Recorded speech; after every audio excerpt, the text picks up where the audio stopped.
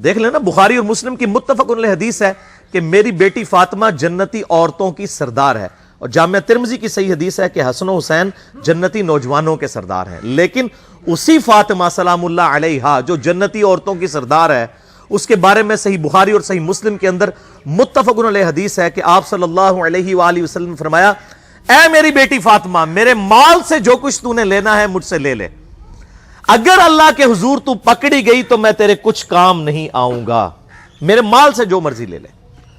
یہ آپ کو تو کہا گیا تھا، لیکن ہمیں سنایا گیا تھا کہ کوئی ایسا فرسودہ عقیدہ نہ رکھ لینا کہ بغیر اعمال کے ہی انسان کو جنت مل جائے گی۔ اعمال اور اللہ کی رحمت دونوں چیزیں شامل حال ہوں گی، صرف اعمال بھی کوئی شے نہیں ہے۔ بخاری اور مسلم دونوں میں یہ حدیث موجود ہے کہ آپ صلی اللہ علیہ وآلہ وسلم نے فرمایا، کوئی شخص بھی محض اپنے اعمال کی بنیاد پر جنت میں نہیں جائے گا۔ ایک صحابی نے بڑی جرت کر کے پوچھا، اللہ کے رسول صلی اللہ علیہ وآلہ وسلم، کیا آپ بھی؟ آپ نے فرمایا، ہاں میں بھی، جب تک میرے رب کی رحمت مجھے ڈھانپ نہ لے میں بھی محض اپنے اعمال کی بنیاد پر جنت میں داخل نہیں ہوں گا۔ تو اعمال بھی ہیں اور رحمت بھی ہے، صرف اعمال بھی کوئی شے نہیں اور صرف رحمت بھی کوئی شے نہیں ہے۔ ورنہ امام محمد غزالی رحمہ اللہ تعالی کا قول جو ہے مجھے بڑا پسند ہے اس کانٹیکسٹ میں، جو کیمیائے سعادت میں انہوں نے علماء سو کی کلاس لی ہے۔ اب یہ سخت باتیں اگر میں اپنی ریفرنس سے کروں تو لوگوں کو بری لگیں گی۔ امام محمد غزالی فرماتے ہیں کہ ایسے علماء جو ممبروں پر چڑھ کر اللہ تعالیٰ کی رحمت کی آیات آؤٹ آف کانٹیکسٹ سنا کر،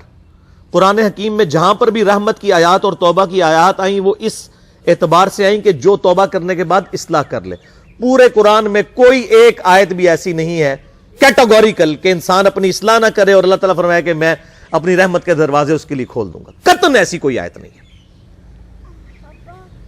تو جو علماء، امام غزالی فرماتے ہیں کہ اللہ کی رحمت کی آیات سنا کر لوگوں کو اللہ تعالیٰ سے غافل کر رہے ہیں، کیا یہ لوگوں کو یہ میسج دینا چاہتے ہیں کہ قرآن حکیم میں جو اللہ کے نافرمانوں کے لیے دھمکیاں آئی ہیں یہ سب کی سب فضول باتیں تھیں،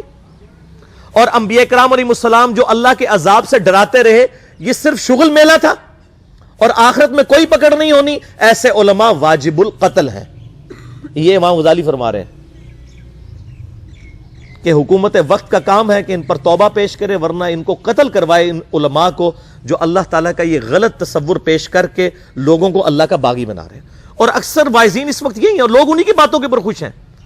انہی این جی اوز کی باتوں کے اوپر خوش ہیں، انہی دنیا دار علماء جو دنیا داروں کو خوش کرنے کے لیے باتیں کرتے رہتے ہیں اور کہتے ہیں اللہ تعالیٰ بڑا غفور رحیم ہے، جی جو مرضی کرو، اللہ نے ساڑی نوازا نہیں چاہیے دیا۔ اور بھائی اللہ نے کب کہا ہے کہ مجھے تمہاری نمازیں چاہیے؟ اللہ تو کہتا ہے تمہیں تمہارے لیے نمازیں چاہیے، اور نماز کو اتنا کیجول بنا لیا وہ انہوں نے۔ صحیح مسلم کے اندر حدیث ہے، آپ صلی اللہ علیہ وآلہ وسلم نے فرمایا، بندے کے کفر اور اسلام کے درمیان فرق ہی نماز ہے۔ جو نماز پڑھتا ہے وہ مسلمان ہے، اور جو نماز نہیں پڑھتا وہ پاکستان کے شناختی کارڈ میں مسلمان ہے، اللہ کی ڈیفینیشن میں وہ عملاً کافر ہے۔ صحیح مسلم انٹرنیشنل نمبرنگ کے مطابق 246 نمبر حدیث ہے، آپ جا کے پی ڈی ایف کھول لیں، اسلام 360 میں جا کے 246 نمبر حدیث صحیح مسلم کتاب الایمان چیپٹر میں کھول کے دیکھ لیں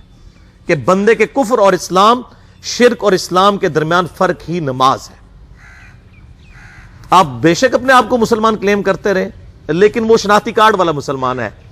نکاح طلاق والا مسلمان ہے، اس کا جنازہ بھی پڑھ دیا جائے گا، پیدا ہوگا اذان بھی دے دی جائے گی، اللہ کے حضور وہ مسلمان نہیں ہے، وہ بس کلمے کا ہی ہم احترام کرتے ہیں، ادروائز تو عملاً کافر ہے وہ۔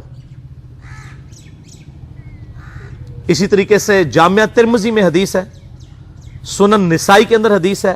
سنن ابن ماجہ کے اندر حدیث ہے کہ آپ صلی اللہ علیہ وآلہ وسلم نے فرمایا، جس نے نماز چھوڑ دی گویا اس نے کفر کیا، من ترک الصلاۃ متعمدا فقد کفر۔ اب اس سے زیادہ اور کیا سخت بات کی جائے کہ کسی کو یقین آئے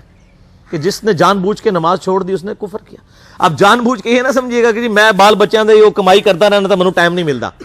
جان بوجھ کی ڈیفینیشن بھی نبی علیہ السلام نے بخاری اور مسلم میں موجود ہے کہ اگر کوئی شخص بے ہوش ہو جاتا ہے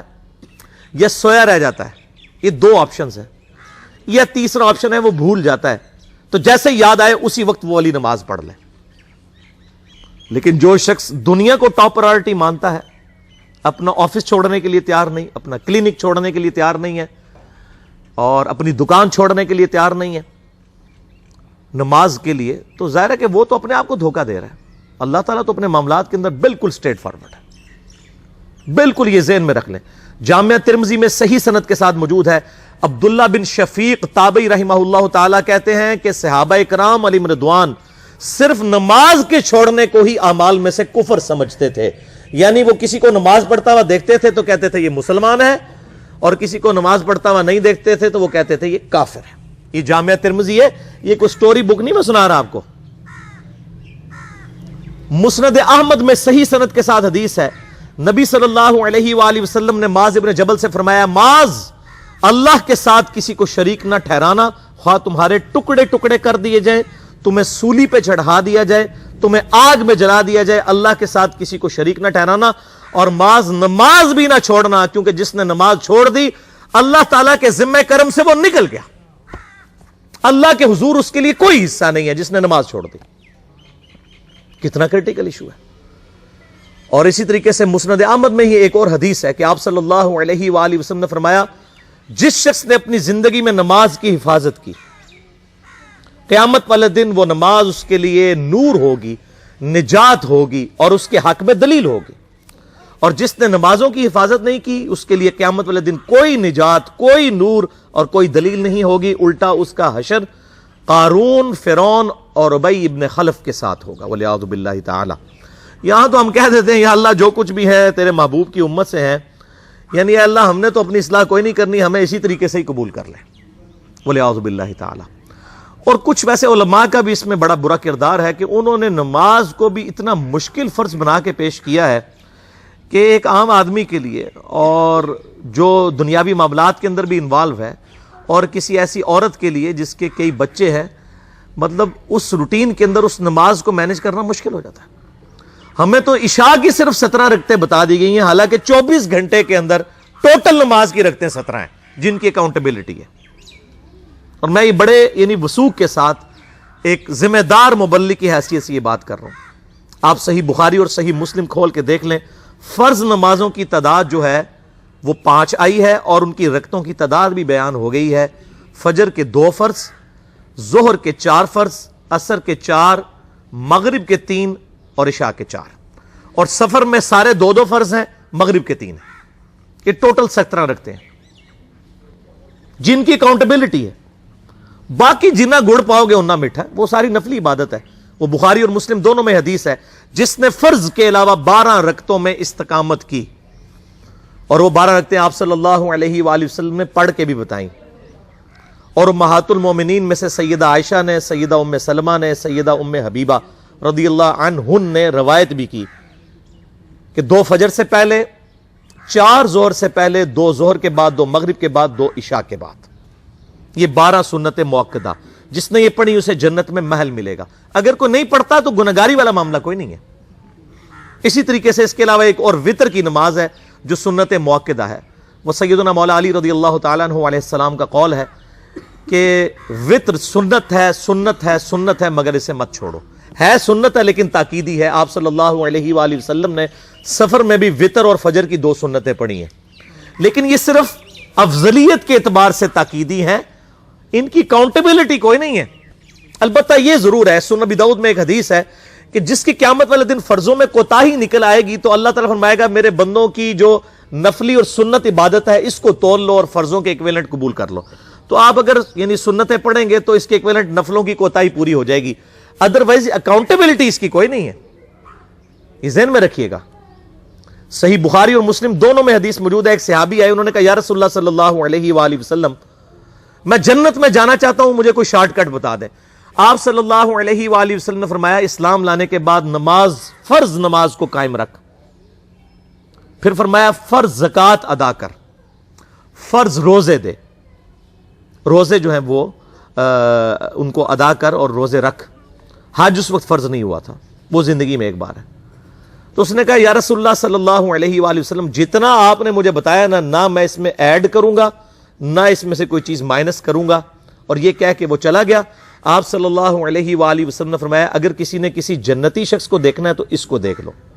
جو یہ کہہ کے گیا کہ میں فرض نماز سے زیادہ کوئی نماز نہیں پڑھوں گا، صرف فرض روزہ ہی رکھوں گا، فرض زکات ہی دوں گا۔ اب روزہ اور زکات میں تو ہمارے علماء کو اور عام پبلک کو بھی جو دیندار لوگ ہیں ان کو ہضم ہوتی ہے کہ کوئی شخص یہ نہیں کہتا کہ بھئی پیر اور جمعرات کا روزہ، صحیح مسلم میں حدیث ہے کہ آپ صلی اللہ علیہ وآلہ وسلم کے نفلی روزوں کی یہ روٹین تھی۔ کوئی آپ کو یہ نہیں کہے گا کہ جس نے جمعرات اور پیر کا روزہ نہ رکھا اس کے رمضان کے روزے ہی قبول نہیں ہوں گے، کوئی کہتا ہے؟ کیونکہ ان کو پتہ وہ نفلی ہے۔ اسی طریقے سے زکات تو صرف 2.5% ہے نا، باقی تو نفلی صدقات ہیں جتنے مرضی دیں۔ کوئی شخص نہیں کہتا کہ نفلی صدقہ نہ دیا تو آپ کی زکات بھی قبول نہیں ہوگی، الٹا یہ کہتے ہیں او بس جی زکات دے لو تو باقی سارا مال پاک ہے۔ لیکن جب فرض نماز کی باری آتی ہے تو اس وقت وہ 12 رکھتے ہیں بھی، سنت موقتہ بیچ میں گھسیٹ دیتے ہیں، وہ بھی صرف فضیلت ہے۔ ٹوٹل 17 رکھتے ہیں، 2 فجر کی، 4 ظہر، 4 عصر، 3 مغرب، 4 عشاء۔ یہ میں کو اپنے لیے گراؤنڈ نہیں بنا رہا، میں تو الحمدللہ اس کے علاوہ بھی نفلی عبادت کرتا ہوں، لیکن میں بتا رہا ہوں خدا کے لیے لوگوں کو دین ایسا مشکل نہ پیش کریں کہ جو نبی علیہ السلام نے امت کو وہ دین نہیں دیا ہوا۔ اپنی مرضی سے انجیکٹ نہ کریں دین، لوگوں کے لیے مشکلات نہ کھڑی کریں، ان کو فرض نماز تک رکھیں۔ پھر انشاءاللہ کئی لوگوں کو میں نے اس نے نماز شروع کروائی، انہوں نے سنت نماز بھی، نوافل بھی شروع کر دی ہیں، لیکن آپ کم از کم وہ ڈیٹم لیول تو اچیو کروائیں لوگوں کا۔ لیکن فرض نماز کی باری آتی ہے کہتے ہیں نہیں جی سنتے بھی حصہ ہیں، کہاں سے میرے بھائیوں حصہ ہے؟ وہ 17 رکھتے ہیں، سنتیں پڑھیں گے ثواب ہے، نہیں پڑھتے گناہ کوئی نہیں ہے۔ تو کم از کم فرض تو ادا کریں، اس کے لیے آپ کو ٹوٹل 24 گھنٹے میں میرا خیال ہے 40 منٹ بھی نہیں چاہیے فرض پڑھنے کے لیے۔ تو اس کے اوپر تو استقامت کم از کم ہم اختیار کریں، اور چھوٹی چھوٹی جو نٹی گٹیز ہیں ان کو تو ہم نے اتنا فالو کیا ہوا ہے، اور فرض نماز کے بارے میں ہم اتنے کیجول ہو جاتے ہیں۔ تو یہ فرض نماز کی امپورٹنس اس حوالے سے ضروری تھی، اس لیے میں نے ساتھ ہی بیان کر دی۔